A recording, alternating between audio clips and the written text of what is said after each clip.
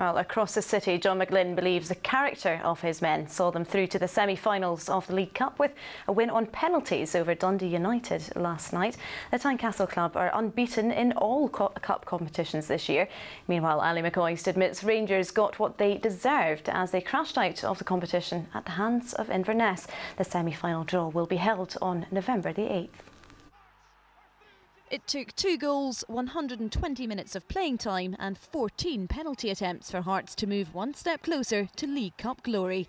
Callum Patterson fired the visitors ahead on 20 minutes, but Johnny Russell's equaliser levelled the scoring at the break. With 12 minutes left on the clock, Darren Barr was given his marching orders for a second offence, but United failed to capitalise on a numerical advantage. All square at 90 minutes, the game went to extra time and a chance for a familiar face to make his home debut for his new club.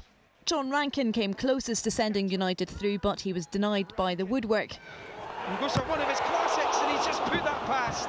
With the game at sudden death, both sides were level after 5 penalties. Hearts captain Marius Salyukas converted number 13 before Sean Dillon's miss sent Hearts through to the semi-finals.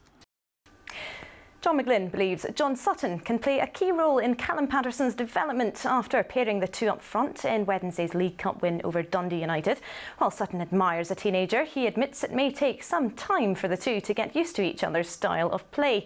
Hearts travel to Dens Park tomorrow without Ryan Stevenson, who's recovering from concussion.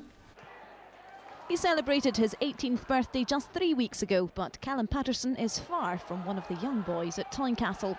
He's quickly become John McGlynn's first-choice striker, but reluctant to put too much pressure on young shoulders. John Sutton has been brought in, not to replace him, but to support Patterson up front.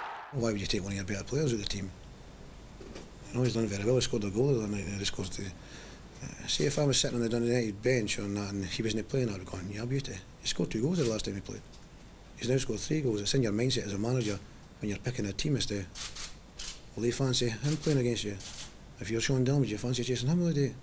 No chance. The longer that you play with someone, the longer that you work with someone, the easier it gets. But you know, certainly if we can get used to the way each other wants to play and strike up a bit of a relationship like a lot of the top strikers do, that's only going to help us. McGlynn will be without Ryan Stevenson for tomorrow's trip to Dundee. The midfielder was concussed during Wednesday's League Cup win over United, but better news for Mark Ridgers. He'll return to training next week after being sidelined with a knee injury since August. After losing to Aberdeen last weekend, Dundee remain at the bottom of the SPL table. Their only win this season was against Hearts at Tynecastle. There's still plenty of points to play for.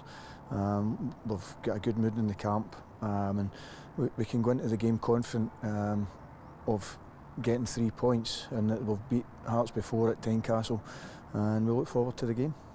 We can't feel too sympathetically towards Dundee, because we've got to go and make amends for the game that we lost at Tynecastle earlier in the season.